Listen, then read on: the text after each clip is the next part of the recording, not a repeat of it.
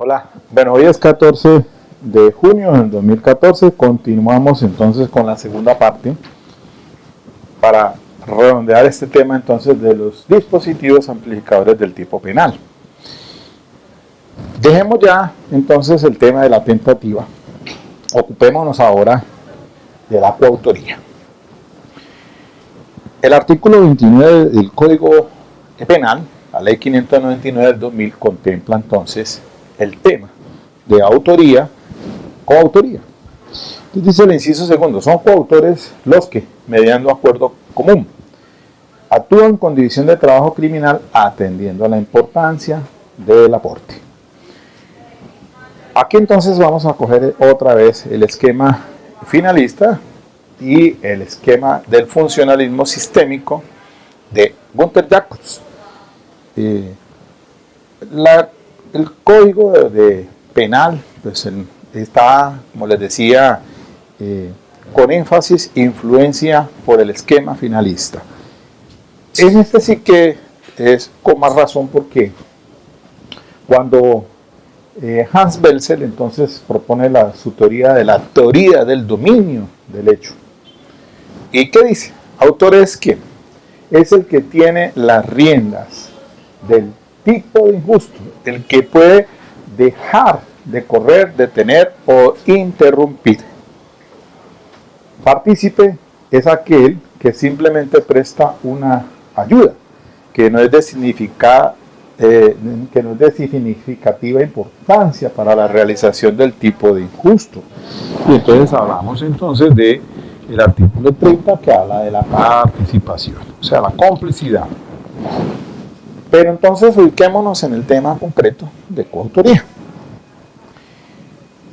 La jurisprudencia, quizás la que siempre se recomienda y entre muchas otras de la línea de la Corte Suprema de Justicia en sede de casación penal, miren ustedes por ejemplo el radicado 29221 del 2009 del magistrado Yesir Ramírez Bastidas. El dolo común o mancomunado supone que todos los coautores saben que ejecutan el delito y tienen voluntad de realizarlo.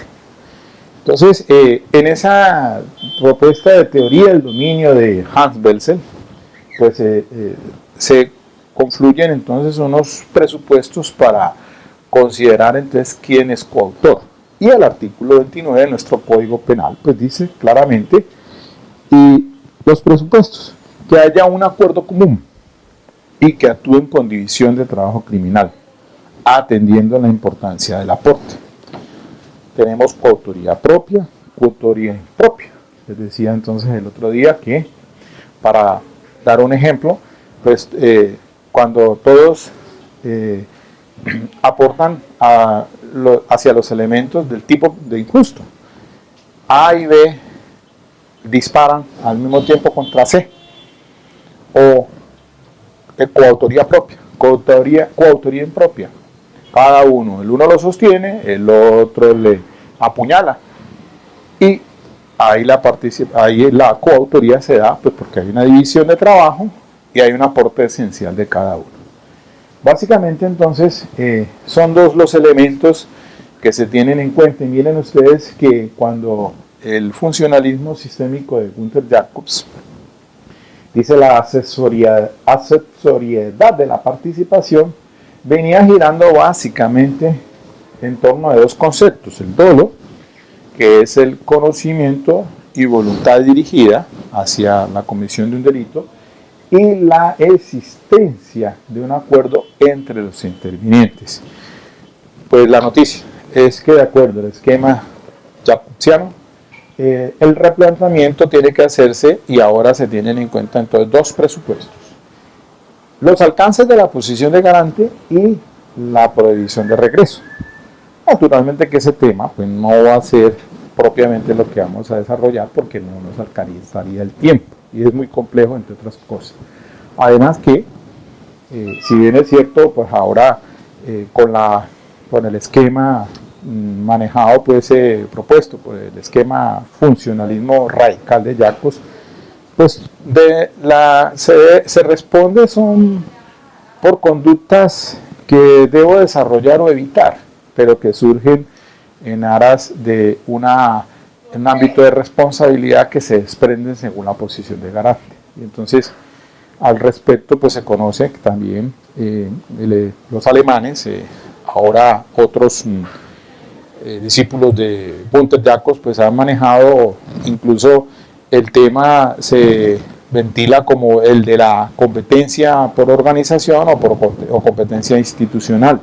Una cosa son los roles que se originan en esa sociedad de riesgo que se desprenden entonces por competencia debido a la organización. Entonces, la persona que abre un hueco al frente de su casa para hacer un arreglo y no toma las precauciones o prevenciones, dejar un bombillo en las horas de la noche a fin de evitar que una persona caiga en él, pues entonces tendrá que responder dentro de la creación de ese riesgo jurídicamente desaprobado y si se concreta o se realiza en el resultado de ese riesgo. Mientras que se habla de otra competencia por institucional, como por ejemplo son cuestiones de carácter positivo, porque las otras son de carácter negativos, el deber de evitar que se crea un riesgo, mientras que en este otro es de la competencia por organización, es que por pertenecer a un núcleo social, integrar por ejemplo el núcleo familia, yo tengo la obligación de evitar que se produzcan riesgos, por ejemplo en el uso de las armas en mi casa, evitar que un hijo la vaya a emplearla y se vaya a suicidar, un ejemplo. Diríamos entonces que hay competencia ya de carácter institucional y entonces viene todo un asunto interesante del esquema funcionalista, pero en sí todavía el esquema finalista, artículo 29, inciso segundo, nos dice entonces que coautoría será entonces cuando haya un acuerdo común y una división de trabajo.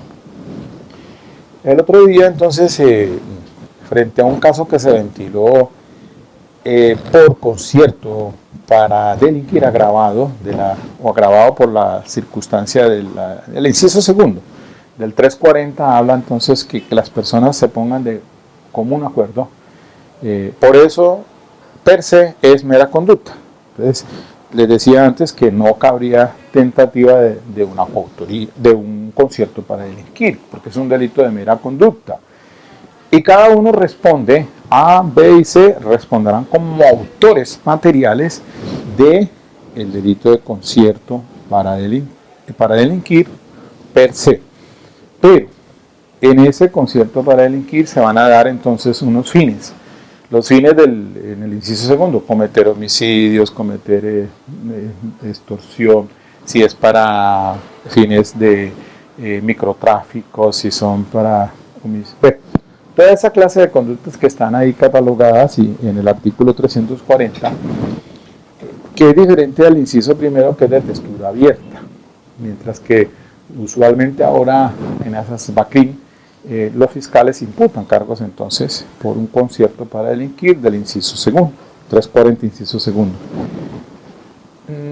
Entonces, autores, material, pero de lo que resulte, los delitos de resultado, homicidio y los demás, se tendrá que responder entonces como coautores, porque hay un acuerdo común y hay una división de trabajo y hay entonces unos resultados y todos responden entonces bajo esa figura de la teoría del dominio del hecho.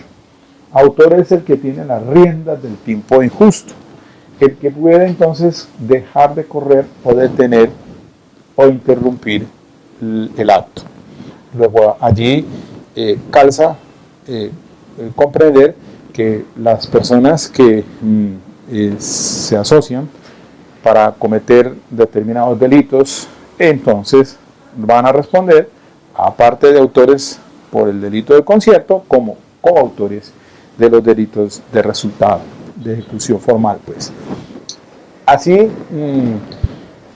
hago esta precisión porque es que es muy frecuente, me encuentro con fiscales que desafortunadamente pues no, pues en domática penal no tienen claridad sobre este tema. Y entonces es necesario precisar esos conceptos. Entonces tendrán que responder coautores y entonces ahí cabe la posibilidad de decir entonces que son aquellas personas que tienen el control, un dolo común o mancomunado, y se supone que todos los coautores saben, ejecutan el delito y tienen voluntad de realizarlo. La jurisprudencia es prolija en este tema y se dan asuntos donde de pronto conductas que se desarrollan en torno a esa coautoría, y todos deben de responder entonces de lo que haga alguno de los autores, porque pues tienen el dolo mancomunado. Es una situación que hay que comprenderla a diferencia de la participación, porque era muy frecuente, por ejemplo, en la universidad uno escuchar el tema del campanero, aquella persona que se hace en una parte externa del banco al cual van a robar, pero está pendiente para campanear. Ese es un partícipe, un cómplice. Dentro de la participación, como del artículo 30, como complicidad, porque su aporte no es tan esencial. Es decir, si se le suprime su acto o su intervención, igual la conducta se va a desarrollar. Entonces diríamos allí que esa es según entonces que no tiene la significación o importancia para la realización del tipo injusto. Allí entonces es claro que una cosa es ser autor o coautor y partícipe. Aquí también es necesario de pronto pues referirse al tema de ahora, de acuerdo al esquema funcionalismo de Klaus Rosin o el de política criminal. Klaus Rosin introduce para el tema de la autoría del artículo 29, cuando hablamos del autor, en el inciso primero que dice autor es quien realiza la conducta punible por sí mismo o utilizando a otro como instrumento. Entonces surge la teoría del autor detrás del autor, de Klaus Rosin, para establecer entonces las responsabilidades, como en el caso de Fujimori, de los aparatos organizados de poder. Y entonces, ¿quiénes están detrás de él para que se respondan? Y esto pues ya son un asunto pues que sería necesario de pronto analizarlo en otro espacio. Y por lo menos me encuentro este libro interesante sobre este tema, si lo alcanzan a mirar allí. Se llama De las estructuras jerárquicas de poder en el derecho penal colombiano. Análisis sobre la aplicabilidad de la autoridad inmediata, de Teddy Enrique Llanos Sarmiento, ediciones Doctrina y Ley. Bueno, si me alcanzan de pronto allí, lo recomiendo en ese tema. Y sobre autoría, pues podemos también tomar como referencia a este libro del profesor Mario Salazar Marín, autor y partícipe en el injusto penal. Y sin dejar de lado pues a nuestro gran profesor Jesús Orlando Gómez en el tema de teoría del delito. Y ahora, pues por ahí pasándome en Ledger, encuentro yo una obra muy importante que se la recomiendo, sobre Código de Procedimiento Penal. Miren este libro recién salido, Procedimiento Penal Acusatorio, trae imputación, acusación preparatoria, juicio oral del profesor penalista Nelson Saray Botero. Una obra de consulta, de cabecera, que se la recomiendo entonces sobre este sistema. ¿Y qué más? Puedo decirles esta otra obra, pues de paso recomiendo sobre el contraexamen, el contrainterrogatorio, que va a ser los temas que voy a adelantar en los próximos videos. Este es de Carlos Eduardo Romero Cantor, Ediciones Jurídicas André Morales, un tema importantísimo en técnicas de interrogatorio y contrainterrogatorio, pero quizás me parecen mejores y recomendar del contraexamen y contrainterrogatorio también, de Oscar Peña González, Librería Jurídica Sánchez, porque ya dejando pues entonces el tema concluido, y para finalizar, lo que voy a abordar en adelante ya es como están los videos allí sobre dos casos, uno de acusación por homicidio y el otro por un delito de carácter sexual. Ya pasamos acusación, pasamos preparatoria y nos vamos para juicio oral. Pero sí que es un problema, abogados, colegas, funcionarios. Tenemos un gran problema, yo me incluyo, en el tema del contraexamen, del contrainterrogatorio. Si aprendemos esta técnica en este sistema penal acusatorio que es de construcción dialéctica, de tesis, de antítesis y de síntesis, para poder entonces que nos vaya mucho mejor en los juicios orales, yo creo que en buena hora, como lo de estilo americano, de ir perfeccionando esa técnica en el juicio oral. Entonces, lo que viene en adelante seguramente voy a entrarme un poquito sobre este tema del contraexamen, de qué nos está pasando en los juicios orales, porque normalmente fallamos tanto el fiscal, fallamos la defensa, y allí en esencia es que es realmente un buen juicio oral tiene éxito, ya sea el fiscal o ya sea la defensa, es en los contrainterrogatorios o en los interrogatorios. Interrogatorios de manera directa para el fiscal y contrainterrogatorio para la defensa. O cuando cambian los papeles entonces. Bueno, muy bien, entonces creo que ya se me está terminando los 20 minutos tutoriales. Y entonces finalmente, pues entonces les dejo aquí ya pues para que ustedes revisen este tema de la coautoría, porque pues frecuentemente tenemos ese inconveniente en las audiencias de acusación. Escritos de acusación ambiguos, pocos claros, ambivalentes, confusos, anfibológicos, bueno, en fin. Cuando la Corte ha dicho ya en su línea jurisprudencial, sobre todo la doctora Patricia Salazar Cuellar, clarificando la diferencia entre hechos jurídicamente relevantes de los hechos indicadores y el tema de los medios de conocimiento. Ya es claro que los hechos jurídicamente relevantes se referirán entonces a una hipótesis plausible según las circunstancias de tiempo, modo y lugar. Y además de ello, pues también tiene que entonces en esa hipótesis diferenciarse entre una modalidad de coautoría o de complicidad, porque es que a veces los mismos fiscales cometen esos errores en su redacción, malas redacciones, hay que reconocerlo. Mire, problema que venimos desde el bachillerato, por decir, hay que decirlo, mala redacción. No estamos trabajando al tema de la argumentación jurídica ahora en este sistema oral. Yo pienso que eso es esencial, abogado que hoy en día no tenga una dicción y una argumentación jurídica, pues seguramente no la va a venir muy bien. Y entonces lo mismo pasa en estos escritos de acusación. Un escrito de acusación tiene que ser claro, porque para saber de qué es que me voy a defender yo. El fiscal tiene su teoría del caso y allí la plasma, pero no tienen que entrar a hacer un resumen de los testimonios o los medios de lo que le están diciendo, ¿no? Es que él es el que tiene que hacer esa redacción clara en un lenguaje comprensible, desde la misma imputación jurídica, en la audiencia de imputación, desde allá, porque viene aquí en congruencia con los hechos fácticos acá, y ahora entonces finalmente ya con la sentencia finalmente.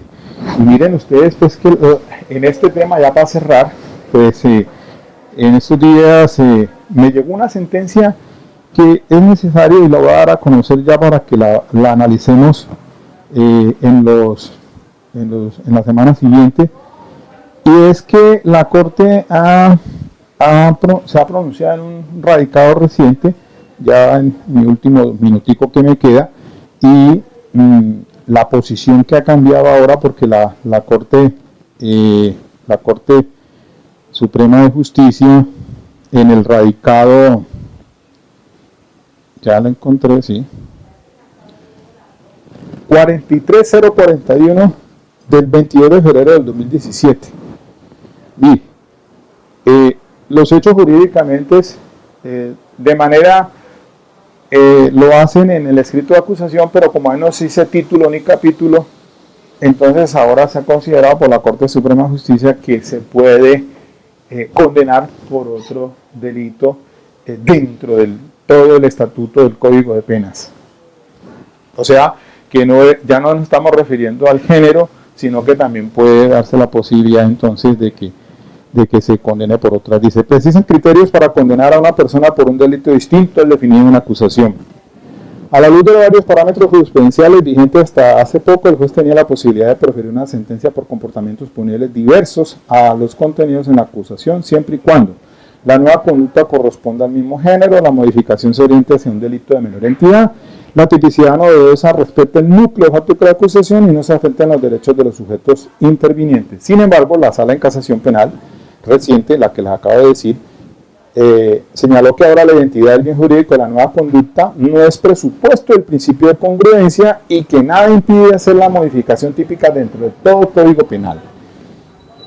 Entonces, al respecto aseguró que la modificación de la ecuación típica de la conducta puede hacerse dentro de todo el Código Penal sin estar limitada por el título del capítulo, ni mucho menos por la naturaleza del bien jurídico tutelado, por cuanto la imputación jurídica provisional hecha en la resolución de acusación es específica, sin que se exija el señalamiento del capítulo dentro del correspondiente título. Bien, tema que vamos a revisar después. Bueno, ya se me acabó el tiempo, terminamos aquí y hasta entonces a prepararnos para lo que viene. Ok, dale link si te gusta, nos vemos.